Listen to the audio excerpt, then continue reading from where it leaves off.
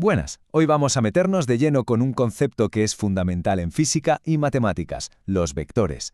A primera vista pueden parecer algo complejos, pero en realidad son una herramienta potentísima y la verdad bastante intuitiva. Venga, vamos al lío. A ver, pensemos un poco en esto. Si decimos hace 10 grados, la información es completa, no hace falta más. Pero, ¿y si queremos describir cómo se mueve un coche?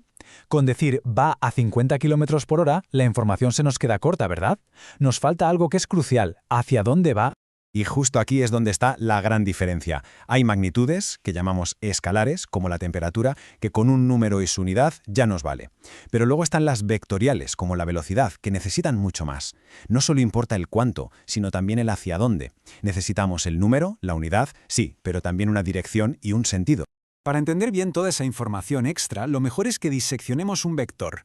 Un vector siempre se representa como una flecha, y resulta que cada parte de esa flecha tiene un significado muy concreto. Lo primero es el módulo. Esto es, sencillamente, el cuánto. Es el tamaño de la flecha. Nos dice la intensidad de lo que sea que estemos midiendo. ¿Son 50 km por hora o son 100? Pues eso nos lo chiva el módulo, la longitud del vector.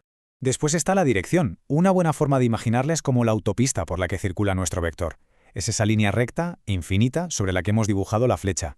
Puede ser una línea horizontal, vertical o con la inclinación que sea. Y ahora, ojo, porque esto es clave para no liarse. Si la dirección es la autopista, por ejemplo, la que va de Madrid a Barcelona, el sentido nos dice si estamos yendo hacia Madrid o hacia Barcelona. La punta de la flecha es la que nos da esa respuesta definitiva. Y por último, tenemos el punto de aplicación. No es más que el origen, el punto exacto desde donde arranca nuestra flecha, donde nace. Nos dice desde dónde se está aplicando esa fuerza, o desde dónde empieza ese movimiento. Muy bien, ya conocemos las piezas del puzzle, ahora vamos a ver cómo se trabaja con ellos en la práctica. ¿Cómo los ponemos en un plano? Y sobre todo, ¿cómo los medimos? Para trabajar con vectores, lo más cómodo es usar sus coordenadas en un plano. La idea es muy simple, describir cuánto se mueve en horizontal y cuánto en vertical. Y la fórmula no puede ser más fácil, de verdad. Solo hay que restar las coordenadas del punto de origen a las del punto final.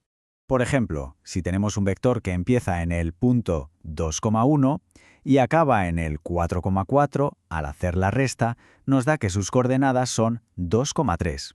Este par de números nos está diciendo que el vector, para ir de su inicio a su fin, se ha movido 2 unidades a la derecha y 3 unidades hacia arriba. Vale, ¿y cómo calculamos el módulo? O sea, ¿cuánto mide exactamente esa flecha? Pues es un proceso muy sencillo de 4 pasos que en el fondo no es más que una aplicación del famosísimo teorema de Pitágoras. Si volvemos a nuestro vector de ejemplo, el 2,3, aplicamos la fórmula. Primero, elevamos cada número al cuadrado. 2 al cuadrado es 4, 3 al cuadrado es 9. Luego sumamos esos resultados, lo que nos da 13. Y ya el último paso es hacer la raíz cuadrada de esa suma, que nos da un módulo de más o menos 3,6. Y ya está, esa es la longitud exacta de nuestra flecha, la magnitud precisa de lo que estemos midiendo. Así de simple y así de potente. Pero la cosa no acaba aquí. La parte más interesante es que los vectores no son entes aislados. Se puede operar con ellos, sumarlos, restarlos, casi como si fueran números, pero con unas reglas visuales que molan un montón. A ver, gráficamente, sumar vectores es como hacer un viaje con escalas. Se pone el principio del segundo vector justo donde acaba el primero. El resultado de la suma, el vector final, es una flecha que va directa, sin escalas, desde donde empezamos el viaje hasta el destino final. El método gráfico es muy intuitivo, pero es que el matemático es todavía más fácil. Para sumar dos vectores, solo hay que sumar sus componentes por separado. La primera con la primera y la segunda con la segunda. Y listo, cero complicaciones. Y para la resta, nos podemos imaginar el juego del tira y afloja. Aunque, matemáticamente, lo que se hace es algo muy ingenioso. Para restar un vector, lo que hacemos es sumarle su opuesto. O sea, le damos la vuelta a la flecha del segundo vector y la sumamos al primero, como hemos visto antes. Y claro, con números pues es igual de directo. Se restan las primeras coordenadas entre sí y las segundas entre sí. Pero lo más importante de todo esto es que el resultado que nos da con los números es exactamente el mismo que nos daría si lo dibujásemos. Esa coherencia entre lo visual y lo matemático es total. Bueno, y después de toda esta teoría, llega la gran pregunta. ¿Pero todo esto para qué sirve? ¿Por qué es tan importante? Pues la respuesta es que los vectores están, y digo literalmente, por todas partes. Están en la física para describir fuerzas como la gravedad que nos mantiene pegados al suelo. Están en la ingeniería para calcular las tensiones que soporta un puente.